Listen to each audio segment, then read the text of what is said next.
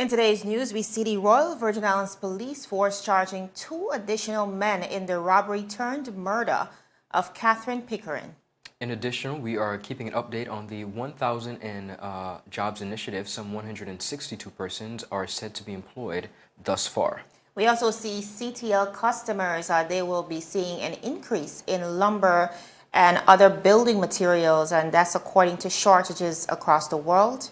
In addition to that, a horrible weeks ahead as it pertains to the serious catastrophe that continues to worsen over in India. We're looking at that in addition to a number of regional and international stories. All this and so much more when 284 News returns. The win! What in the hell? I'm freaking out!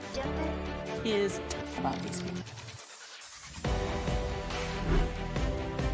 It's always a pleasure coming to you live and direct from the What's poppin'? What's really good? Davis has won it for the Lakers!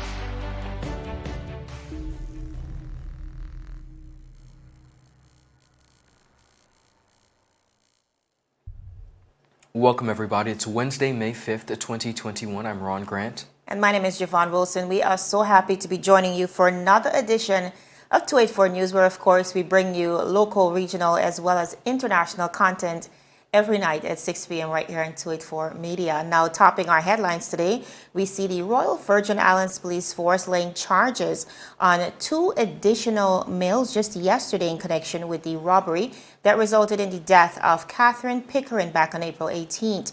Now, both charged with the possession of a prohibited weapon are, firstly, we have Kishoy Alexander of the Valley, Virgin Gorda, just 20 years old. We also have Richard Harry Passad, just 18 years old, of Purcell Estate. Now, an operation carried out by the officers of the Armed Response Unit and the Major Incident Team just yesterday morning resulted in their arrests. Both Alexander and Harry Passad were granted bail in the sum of $10,000 to appear before the magistrate's court. Now, Ron, interestingly, I was speaking to a prominent businessman just today, and one of the concerns we constantly hear about is the lack of police patrolling around businesses. And what he has essentially been calling for, outside of what we've heard before, which is for businesses to be able to carry legal firearms, Correct. is in addition to that, increased police presence and having this be done on a random basis, of course, to deter crime in the territory. Jovan, his sentiments is not just his sentiments alone. That is also the sentiments of many other business owners. In addition to that, they complain about the lack of lighting in certain communities that could really prohibit persons from wanting to conduct crime. What we see while the Royal Virgin Islands Police Force continues to do their best, in moments like this, when we have unfortunate incidents, we do see a very heightened police presence, and then it dies down. Right, the And momentum. not they until lose something momentum. happens is what we Right. see. I think what he's expressing, as well as others, is a consistent Absolutely. process of making sure that there's a presence across the island. We also saw former police commissioner, Mr. Michael Matthews, really pushing for the government to install the CCTV cameras that we have, I think, purchased for over a year that are yet to be installed across the territory. That should and will definitely help the Royal Virgin Islands Police Force to deter some of what we're seeing. So we're trusting that collectively we can do what is necessary to curb crime. Yes, of course, in addition to that, the very highly anticipated Police Act, which really allows the Royal Virgin Islands Police Force to use the DNA portions to really crack down. Viewers, in addition, about turn, believe it or not, Cabinet say they are now considering mandatory vaccination. Details of the COI hearings should not be publicized, says Sir Gary, and he continues to warn. Now, the government is not disclosing their tourism strategies, according to the Honorable Opposition Leader, Marlon Penn, and I quote, because it doesn't have one. These are some of the headlines that we're looking at that are very concerning to the people of the Virgin Islands. Beginning on the local scene here, a little less than 200 persons, believe it or not, have been employed under the government's 1,000 Jobs in 1,000 Days program so far. The Honorable Labor Minister was giving an update in the House of Assembly recently, where he was asked a question by the Leader of the Opposition. The clearest data that has been given so far on the success of the program so far, Wheatley said that out of some 2,920 job seekers registered since the inception of the program, in August of 2019, and I quote, of those 2,920 registered, 162 have occurred under the program, specifically 55 males and 107 females, with the majority being between the ages of 16 and 25.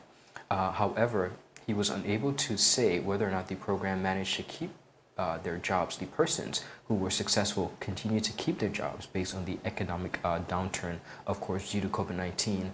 One of the reasons, Jovan, that he said this might be is because of the lack of coming forth of information, not only from the employees' perspective, but employers. Since the inception of COVID-19, there has been unfortunately not enough data, specific data that could say whether some of these 162 persons have been able to keep their employment. Now, when you look at 1,000 jobs in 1,000 days, it sounds really ambitious and fun, but it really spans out over the spectrum of a few years.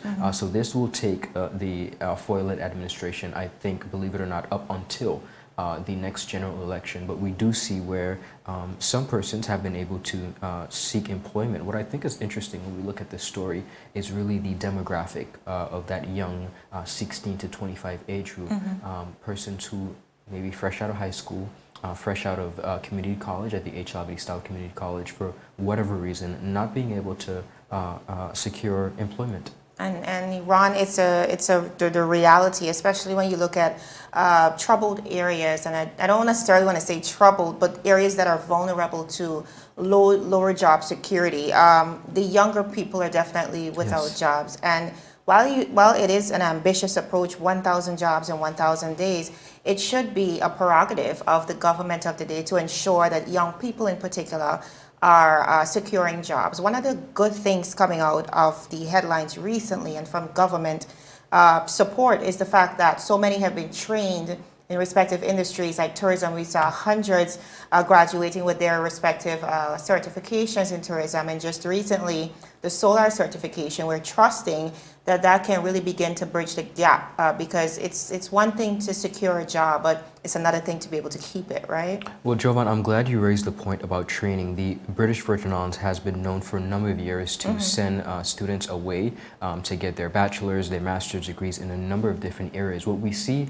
really posing as a difficulty for our islands is when students return, there is a lack of placement, especially when it comes to the civil service. There is no secret that you have students who go on government scholarships and end up seeking employment elsewhere because they are not able to be placed. Right. What is unfortunate is that if you spend the resources and time training persons and not having proper succession planning to ensure that we're making way to really filter through the civil service as well as the private sector as well to make sure that persons are getting an opportunity. I think this is essentially where we need to perhaps look at where we're going wrong. Right. One of the things we often speak about is immigration reform, and one of the ways we can begin to look at that is by doing an assessment of what the needs are in the territory. So it's not just about training more people, it's about filling the needs in the territory.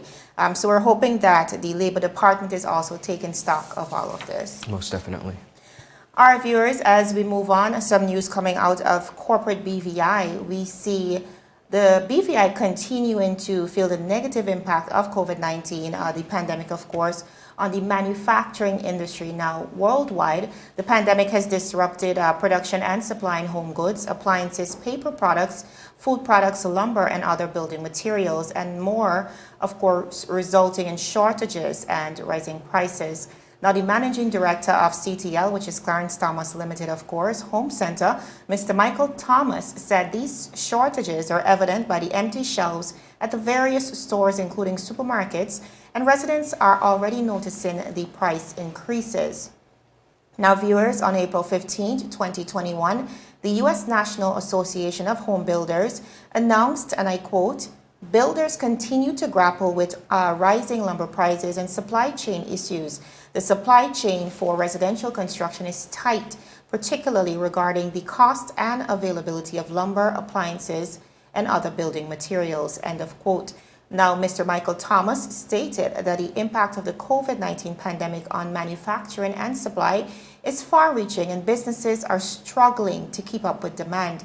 He said CTL has been experiencing shortages in lumber, other building materials, PVC pipes and fittings, water heaters, electrical, and a number of other products. These shortages and strong demand have resulted in an increased price across the world. Now, shortages in the global market are also exacerbated by disruptions in logistical and shipping chains. Now, Mr. Thomas added that shipping costs are hitting an all-time high and that the supply chain disruption has created delivery delays. He said to keep up with demands, some businesses, including CTL Home Center, are now sourcing products from other vendors and prices will vary, which means that residents will begin to notice price adjustments across the stores here in the BVI. Now, viewers, the Washington Post reported back on the 24th of January of this year that the cost of shipping a container of goods has risen by 80%. That number is 80 since early November and has nearly tripled over the past year. On the 15th of April 2020, Consumer Reports John Matteries reported that already soaring prices on lumber and paper products, including toilet paper, are expected to rise again. He reported that prices on the Cottonelle and Scott toilet paper are expected to increase sometime in June. Matteries said that the reason is because of the wood pulp prices, which have jumped 20% in the past year due to shortages and soaring demand. Now, Matteries also added that with the pandemic-related price hikes, the price goes up quickly, but will take months, if not longer, to fall again. Now, CTL Home Center is working steadily to restock products as quickly as possible, according to Mr. Thomas. He reassured that CTL stores will continue to offer the lowest prices possible. He said, "We are asking for our customers' patience and understanding while we source new avenues for our products as we continue to deal with the ongoing COVID-19 challenges." Now, Ron, one of the things we know that COVID-19 brought to a halt is also our ability to ship and the way we do business essentially across the world. And of course, those long-term ramifications are being felt here in the BVI. And I think businesses and employees were already grappling with these circumstances. And I think that's why even when the recent increases came from the Ports Authority, that's why people pushed back so harshly, because they recognized in itself already COVID-19 has doubled and tripled shipping, much less with these increased fees at such a short time. I definitely agree, and that is why that decision by the BVI Ports Authority came at such an impact, because there was an already existing pressure. We see this, and I'm happy to see that Mr. Thomas, one of our leading businessmen in the territory, has come forward to really raise awareness on this issue. But his business and his industry is not the only business that has been affected. We see this in our supermarkets. We see this with the gas prices. It is something that has definitely affected not only locally, but regionally, internationally as well. And I think, like him, we need more of a conversation in really bringing to the forefront the severity of the matter, so persons in the community could really understand that it is not one industry that is being affected, but just about all industries are being affected with the enormous price rising for a number of different disciplines. Absolutely. Now, viewers, still ahead of the break, BVICCHA met with some frustrated business stakeholders over in our sister island, Virgin Gorda, and horrible weeks ahead as India's virus catastrophe worsens. We have all the details of both of these stories when 284 News returns.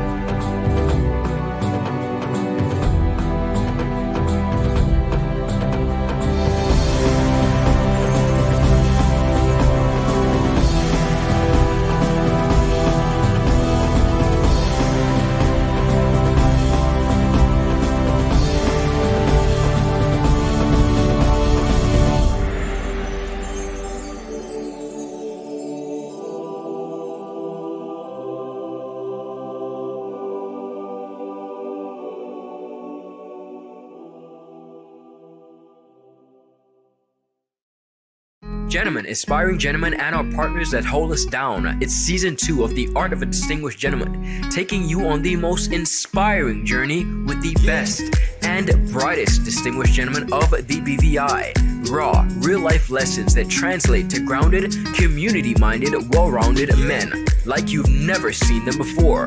Governor Augustus J.U. Jaspert, Jovan Klein, Neil Klein, and so much more. Turning modern-day men into 21st century distinguished gentlemen with yours truly, Ron Grant, a 284 Media production.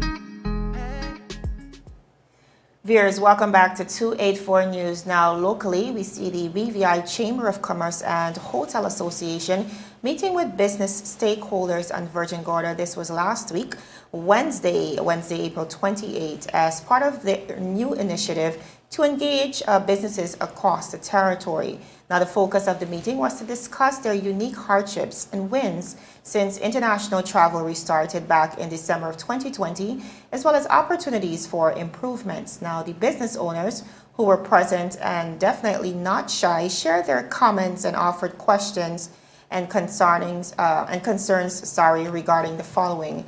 They spoke about the timeliness of the COVID-19 test results, in particular the day 4 test. They also touched on the inefficiencies of the travel portal, lack of on-island testing resources, unanswered questions regarding the protocols that will come into effect on May 15th, a lack of detailed information regarding the June 15th reopening, lack of protocols catered to the nuances of the sister islands, added expenses for water taxis to the sister islands destinations, difficulty to access to the destination because of the closure of the Virgin Gorda airport, inconsistent water supply, conflicts with the health and safety section of the labor code as it relates to vaccination requirements in the workplace, and an increase to the cost of business and the loss of revenue due to cancellation of reservations. Now, viewers, these were just a few of the concerns the attendees raised. Now, the Chamber has vowed to seek out information from the Minister of Health as well as the Minister of Labor, not only for the business owners, but also for all businesses in the Virgin Islands. Unfortunately, the BVICCHA representatives were unable to visit businesses as planned because of heavy rainfall. Still, they assured owners that they would return after their visits to Yasvan and Anegada. Now, the president of hospitality, Ms. Chauncey Klein, attended the meeting with the chamber representatives and indicated, and I quote, "It was vital for me to participate in the business meeting to hear firsthand the needs of the hospitality industry in Virgin Gorda. I left the meeting more determined to advocate for the urgency to save one of our premier destinations from total despair. They are hanging on by a thread of hope, but we are committed to being their voice," end of quote.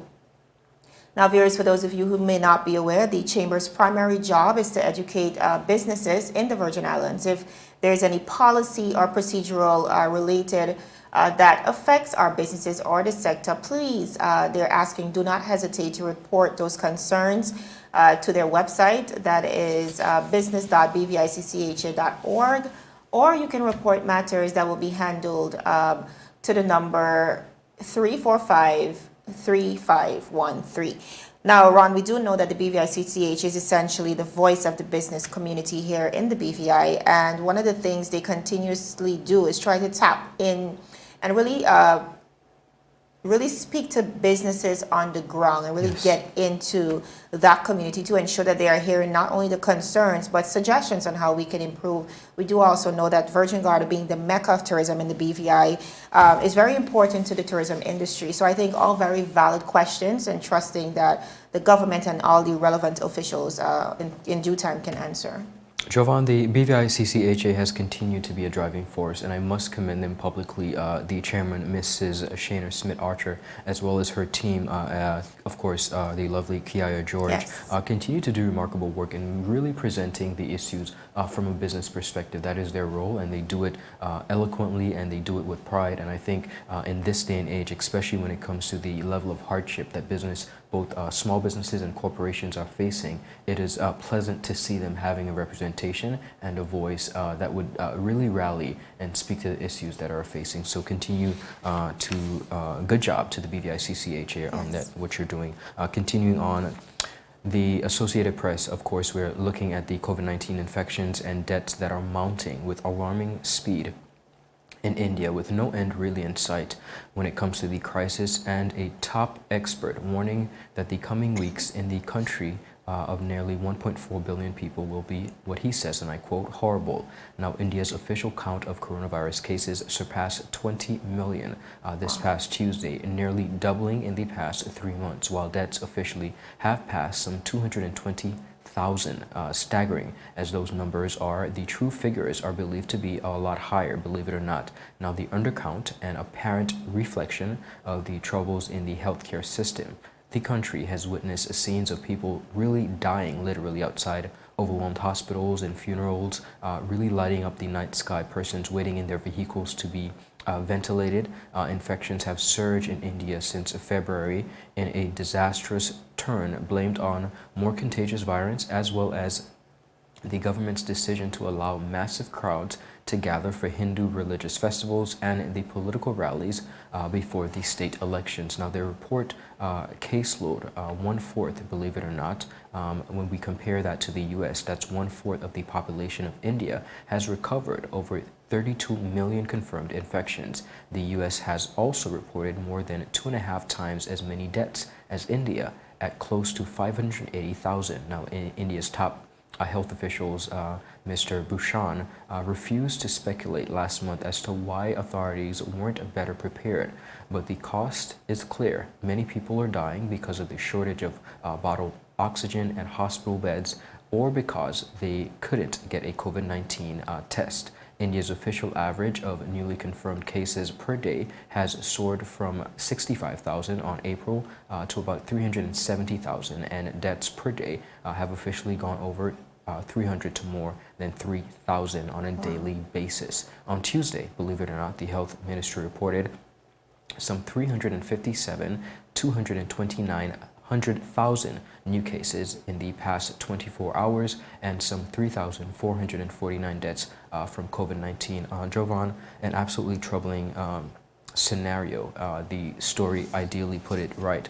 It's a catastrophe when we look at the situation over in India, and a lack of resources. We see where indeed this is causing the deaths of many persons, and the COVID-19 pandemic is not slowing down, and we are seeing the effects of it.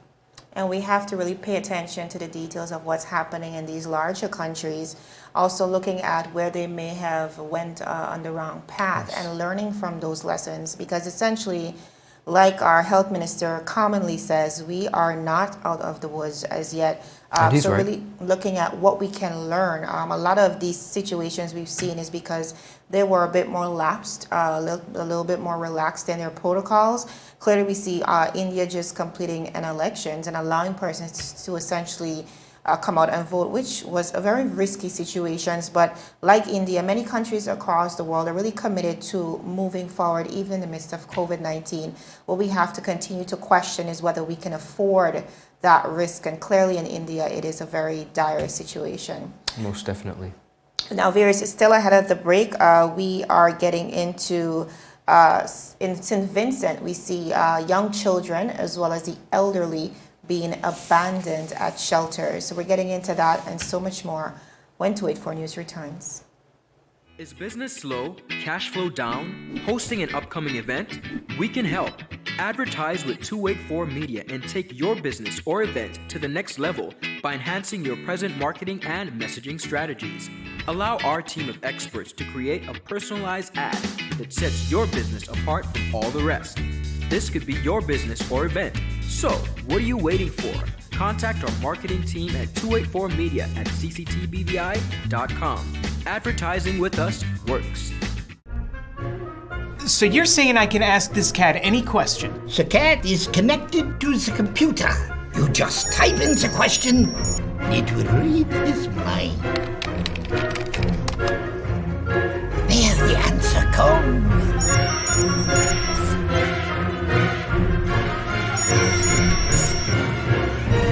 You're the man! I've been looking for this for weeks.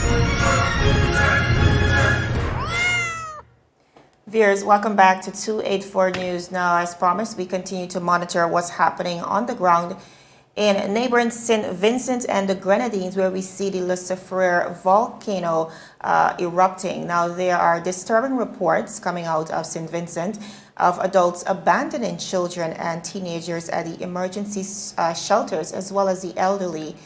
They're being left alone. Now, the director of the National Emergency Management Organization, also known as NEMO, in St. Vincent and the Grenadines, Mrs. Michelle Forbes, said that they have children, primary school aged, being left alone or for quite some time, and teenagers being abandoned.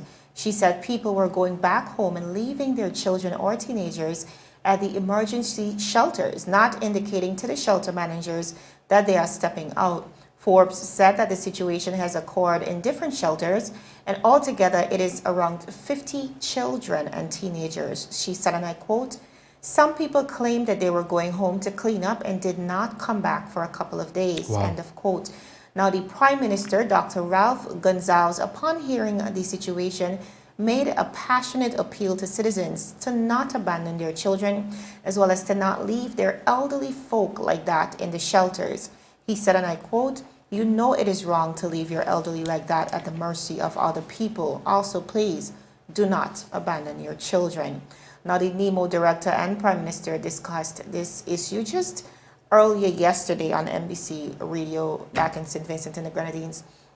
One, it's so tragic what we see continuing to happen in St. Vincent and the Grenadines. We do know that just about 20,000 persons were forced to evacuate their homes in danger of this volcano, and we know as well the government shelters were only able to house about 8,000 persons. So clearly, huge level of displacement. But here we see, I'm not even sure what to say. I don't know if this is desperation because of the state of panic in St. Vincent and the Grenadines. We're not sure. But here we see a very new problem as we continue to monitor what's happening over there.